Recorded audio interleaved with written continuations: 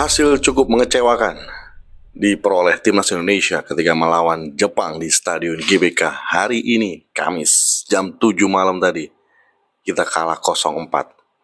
Tapi di balik itu ada hal positif. Mari kita bahas bareng-bareng apa aja hal itu.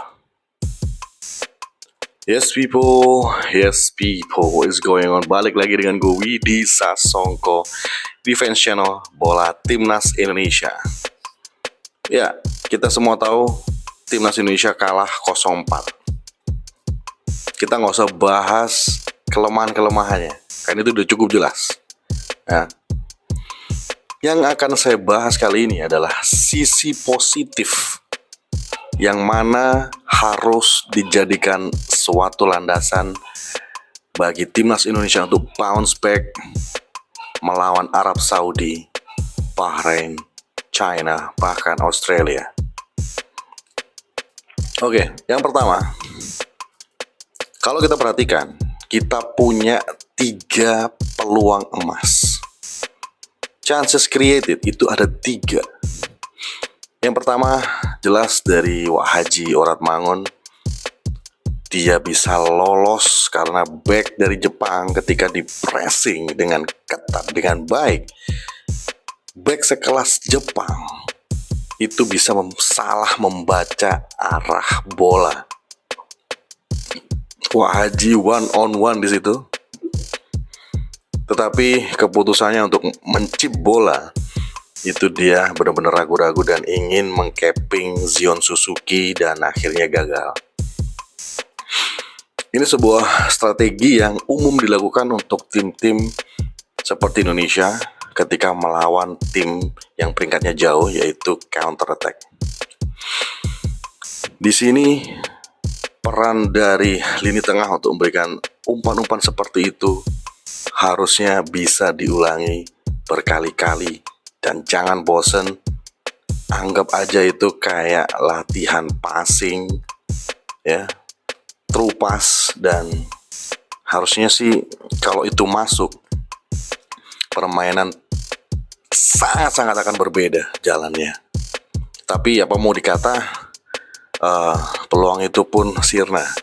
Dan sedikit banyak, peluang-peluang seperti itu tidak akan sering kita dapatkan ketika melawan tim sekelas Jepang yang rankingnya 15, ya, aura-aura tim level dunia World Cup. Lu punya peluang seperti itu nggak akan terulang kembali dalam 90 menit. Sayang kita gagal, dan itu sebuah proses pembelajaran dan hal yang sebenarnya positif, walaupun tidak bisa dikonversikan menjadi gol. Kemudian peluang bersih yang kedua datang dari Pratama Arhan, di mana Wahaji Oratmangun ketika one on one mendribling bola benar-benar menyulitkan back lawan, dan sayangnya dia tidak berani shooting langsung, tetapi lebih memberikan bola kepada Arhan yang datang dari sisi kanan dia dan memiliki kaki kidal. Andaikan itu ditendang oleh kaki kanan, kekuatan dan arah lengkungan bola itu akan jauh lebih efektif. Karena kalau bola datang ke kamu,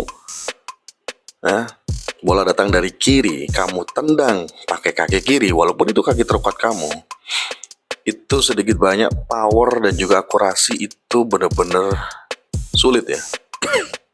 Sulit untuk diarahkan karena bola itu datang ke kamu. Harusnya kalau bola datang dari kiri, kamu tendangnya pakai kaki kanan, walaupun itu kaki terlemah kamu, karena kamu tinggal menggunakan kaki dalam untuk sekedar mengarahkan bola. Ya minimal merepotkan Zion Suzuki. Yang terjadi, tendangan dari Arhan ini endingnya melengkung, tetapi melengkungnya balik ke kiper. Jadi satu lagi hal positif yang bisa kita banggakan melawan tim sekelas Jepang, kita punya chances created bersih, itu 2. Chances created yang ketiga datang dari Kemelut, di mana J.I.Z mendapatkan drop ball di kotak penalti. Tetapi memang defense-nya Jepang ini rapat banget, jadi ketika dia menendang sambil jatuh, itu bola nggak masuk, bisa dihalau. Dan ini membuktikan bahwa tim sekelas Jepang pun apabila kita menggunakan pressing, itu kita pasti bisa mendapatkan peluang bersih. Dan ini bisa dijadikan setidaknya sebuah fondasi bagi timnas Indonesia dalam membangun serangan dimulai dari pressing. Oke.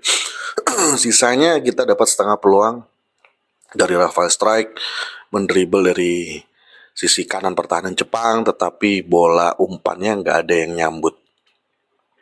Kemudian dari crossing Kevin Dix dari sisi kiri pertahanan Jepang, bola itu terlalu deras sehingga tidak bisa dijangkau juga oleh Ragnar Ratmangon. Andai kan dua-duanya itu bisa di tap in, waduh, kita bisa bikin 3-4-5 gol. 3-4-5 gol. Walaupun itu sepertinya sedikit berfantasi, sedikit berharap ya. Tapi ini progres kalau menurut gua. Kita ketika menyerang pressing memang bisa menghasilkan peluang. Tetapi jika peluang itu tidak dimanfaatkan untuk menjadikan gol, maka jika kita mengulanginya lagi, lawan akan bisa membaca hal itu dan memanfaatkan longgarnya sisi pertahanan. Itulah kita kenapa kebobolan 2 gol. Gol yang pertama itu murni ya, kesalahan dari J.Izes, tidak bisa mengcover pemain sehingga dia bisa memberikan crossing datar, dan sepertinya itu gol Justin Hubner untuk own goal ya, tapi tetap dihitung dari golnya striker Jepang. Kesalahan yang kedua dari Yakub Sayuri, gagal mengantisipasi bola ya, sehingga pada waktu itu kita down 10 pemain ya, karena Kevin Dix lagi ditarik, lagi perawatan. Yakub Sayuri salah membaca, mengantisipasi ya, sehingga bola itu di crossing datar dan sebenarnya tidak terlalu berbahaya, tetapi karena kualitas dari tendangan Minamino ini memang menjadikan sesuatu yang sangat-sangat merugikan buat timnas Indonesia. Tendangannya itu melengkung masuk dan membentur tiang. Gol. 2 gol berkelas, walaupun harusnya tidak boleh terjadi. Sisa 2 gol yang lain, ini rentetan dari kesalahan-kesalahan center back dan juga kiper ya, dimulai dari Martin Paes yang melakukan clearance tetapi ya kaki kirinya ini lemah. Akhirnya kita tahu kaki kiri dari Martin Paes ini nggak stabil, dan pemain timnas Indonesia harus mulai mengenal kelemahan-kelemahan satu sama lain untuk bisa mencegah agar tidak terulang lagi. Tendangannya itu pelan banget pemain Jepang. J.Izes salah juga antisipasi sehingga bola meluncur dengan pelan. Gol 3-0. Gol keempat, balik lagi kesalahan dari Calvin Verdong dan Martin Paes, karena ya Calvin Verdong seperti berhenti berlari untuk pressing karena dia berharap pemain nomor 2 dari Jepang itu melakukan crossing ya, ternyata ditendang di tiang dekat. Padahal di tiang dekat di situ ada Martin Paes yang memejamkan mata ketika mengantisipasi bola sehingga bola masuk 4-0. Ya, kita nggak perlu terlalu kaget dengan kekalahan ini karena ini calculated loss. Jepang memang tim yang baik, dia hanya melakukan 3 kesalahan, tetapi kita tidak berhasil menghukum. Kita melakukan sebenarnya hanya 3 kesalahan juga ya, tapi mereka bisa memanfaatkannya menjadi gol. Kecuali golnya Minamino, wow, itu Bukan golnya yang Justin Hubner yang on goal itu memang setup yang bagus, skill dribbling, close control yang bagus, akhirnya kita kebobolan. Nggak apa-apa, kita harus menatap pertandingan berikutnya dengan lebih baik, lebih positif, dan tentu saja harus mengurangi kesalahan yang sifatnya elementer. Ya, sifatnya elementer. Gue nggak akan kritik Sintayong telat ganti pemain lah, atau apalah. Karena gue yakin dia mempercayakan pemain-pemain terbaiknya untuk melawan Jepang. Dan pemain-pemain terbaik itu pun masih juga di bawah harapan yang harapan dari kita semua. Ya, harusnya kita cuman kalah 1-0 kalau gue bilang ya. Cuman ya, whatever kalian mau bilang apa, tetaplah kita kalah 4-0. Dan ini jadi modal yang penting buat timnas Indonesia ketika menghadapi Arab, Australia, Bahrain, dan Jepang, bahwa kita bisa create chances, tetapi tolong konversikan menjadi gol, sehingga menimbulkan kepercayaan diri dan mental kita lebih baik. Itu aja sih review dari pertandingan Indonesia melawan Jepang. It's okay, kita peringkat buncit 3 poin minus 5. Di atas kita ada Bahrain, poinnya 5. Atasnya lagi ada China, poin 6. Wow. China men, kalah 2 kali loh bisa dapat poin 6. Masa kita udah kalah 2 kali nggak bisa menang juga 2 kali? Hajar dong Bahrain, China. Kalau bisa Arab Saudi, hajar. Ini penting untuk meningkatkan moral dan mental.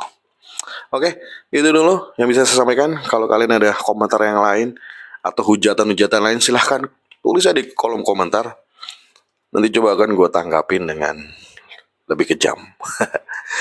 Oke, saya Widi Sasongko undur diri. Terima kasih sudah nonton. Salam sepak bola.